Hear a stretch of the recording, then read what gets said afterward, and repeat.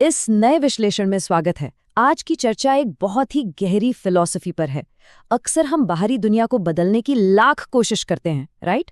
लेकिन सच तो ये है कि बाहरी जिंदगी में कोई भी बदलाव आने से पहले हमारे अंदरूनी नजरिए का बदलना बहुत जरूरी है। आज हम यही डिकोड करने वाले हैं कि कैसे सच्चा आभार यानी ग्रैटिट्यूड सिर्फ एक फीलिंग नहीं बल्कि एक बेहद कड़ा अनुशासन है। चलिए शुरू करते हैं। हर सुबह जब आंखें खुलती हैं तो अक्सर वही पुरानी परेशानियां और वही सेम टू सेम तनाव सामने खड़े मिलते हैं।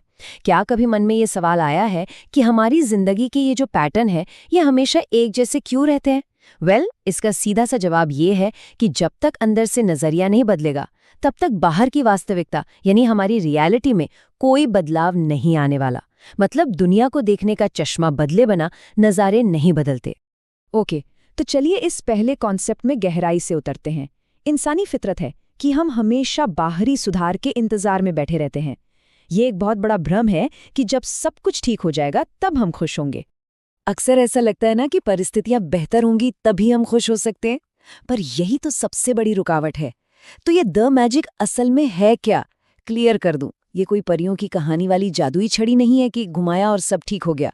बिल्कुल नहीं, बल्कि ये अपनी सोच और भावनाओं को कंट्रोल करने का एक बेहद सख्त अनुशासन है। सोचिए, अगर हमारा फोकस हमेशा कमियों पर है, जैसे कि यार सैलरी कम है या परिवार में ये दिक्कत है, तो हम असल में यूनिवर्स को चिल्ला चिल्ला कर यही बता रहे हैं कि हमें ऐसी ही और कमियां चाहिए, क्योंकि जिस चीज पर हम फोकस करते हैं वही हमारी हकीकत बन जाती है। अब बात करते हैं शब्दों और हमारी सच्ची भावनाओं के बीच के फर्क की। ये समझना बहुत जरूरी है कि हमारी भावनाओं की भी एक फ्रीक्वेंसी होती है, एक तरह का विज्ञान है इसके पीछे। होता क्या है कि बहुत से लोग इस सफर में सिर्फ इसलिए फेल हो जाते हैं क्योंकि उनके लिए थैंक यू बोलना बस एक रस्म है, एक खोखला शब्द। अब अगर अंदर से नाराजगी या कमी महसूस हो रही हो और बाहर सिर्फ रस्म निभाने के लिए थैंक यू बोला जा रहा है तो उसका कोई असर नहीं होने वाला। यूनिवर्स इस झूठी एनर्जी को तुरंत पकड़ लेता है। ये तो बिल्कुल वैसा ही हुआ ना कि शरीर भूख से तड़प रहा हो और हम जुबान से रट रहे हो कि पेट एकदम फुल है। सच्चा आभार यानी ट्रू ग्रैटिट्यूड तब होता है जब हम किसी भी बाहरी बदलाव के दिखने से पहले ही अंदर से पूरी तरह संतुष्ट और आभारी महसूस करते हैं। और एक बहुत ही कमाल के उदाहरण से समझा जा सकता है। आभार यानी ग्रैटिट्यूड एक बीज की तरह है और हमारा शक उस बीज वाली मिट्टी को बार बार खोदने जैसा है। जरा सोचिए, एक किसान जब बीज बोता है तो क्या वो रोज मिट्टी खोदकर चेक करता है कि बीज उगा या नहीं? अगर वो ऐसा करेगा तो बीज तो मर ही जाएगा ना। हमारा डाउट भी एग्जैक्टली यही काम करता है। जब हम बार बार रिजल्ट्स चेक करते हैं या सही समय को लेकर शक करते हैं तो हम अनजाने में उस बोए हुए बीज को खत्म कर देते हैं। तो फिर सवाल उठता है कि इस मैजिक को असल में चालू कैसे किया जाए?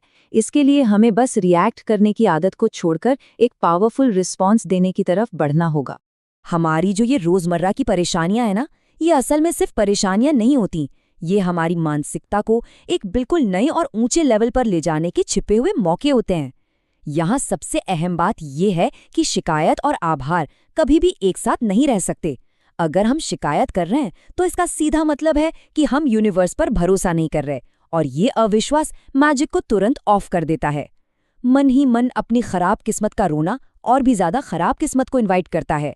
इसके एकदम उलट, जब हम आभार जताते हैं तो वो हमारा सम्मान और भरोसा दिखाता है, जो हमारे लिए मैजिक को तुरंत ऑन कर देता है। अब जाहिर है कि मुश्किल समय तो आएगा ही। तो जब कोई बड़ा क्राइसिस आए, मान लीजिए अचानक नौकरी ही चली गई, तो पैनिक करने की बजाय खुद से एक बहुत ही पावरफुल सवाल पूछना चाहिए। इस सिचुएशन में मेरे लिए कौन सा छिपा हुआ तोहफा है? ये बस एक छोटा सा सवाल दिमाग को घबराहट के मोड से निकालकर इमोशनल मजबूती और कुछ नया सीखने के मोड में ला खड़ा करता है। एक पल में नजरिया बदल जाता है। और इसीलिए इस माइंडसेट को बनाए रखने के लिए रोजमर्रा के आभार का एक पक्का अनुशासन होना बहुत जरूरी है। तारीफ करने और शुक्रगुजार होने का एक बहुत ही सॉलिड रूटीन बनाना पड़ता है। क्योंकि देखिए, ये फिलॉसफी कोई आज मूड अच्छा है तो कर लिया वाली चीज नहीं है।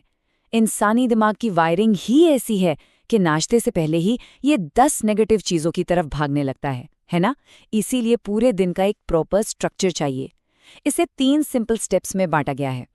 सुबह का टोन सेट करना, दिन भर अपने रिएक्शन को कंट्रोल करना और रात को लाइफ को रीसेट करना। यहाँ हमारा टारगेट परेशानियों को इग्नोर करना बिल्कुल नहीं है, बल्कि सिस्टमैटिक तरीके से दिन भर उन समस्याओं से ऊपर उठना है। चलिए इस सुबह वाले स्टेप को थोड़ा और डिटेल में देखते हैं।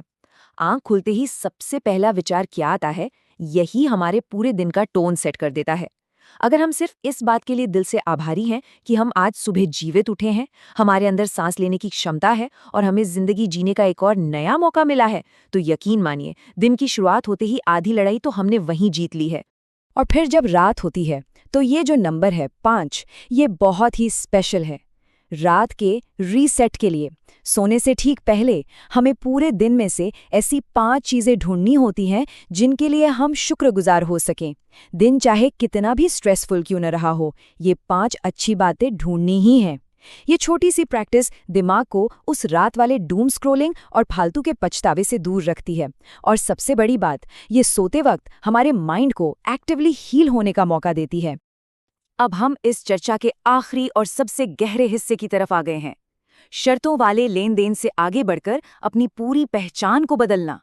यहाँ एक बात का ध्यान रखना बहुत ज़रूरी है।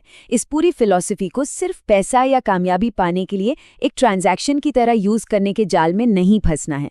चलिए देखते हैं कि ये माइंडसेट कैसे बिल्ड होता है। पहले दिन ये एक सचेत चुनाव होता है कि हमें अच्छी चीज़ें ढूंढनी हैं। पहले हफ्ते तक ये एक रूटीन बन जाता है। 1 महीने बाद ये हमारे बुनियादी व्यवहार में दिखने लगता है। और फिर एक समय ऐसा आता है जब आभार प्रकट करना कोई टास्क नहीं रहता, बल्कि ये जिंदगी भर के लिए हमारी एक कोर आइडेंटिटी, हमारी असली पहचान बन जाता है। इसके लिए फिर कोई एक्स्ट्रा एफर्ट नहीं लगाना पड़ता। इस पूरे कॉन्सेप्ट को अगर एक टेबल के जरिए समझे तो बात एकदम साफ हो जाती है।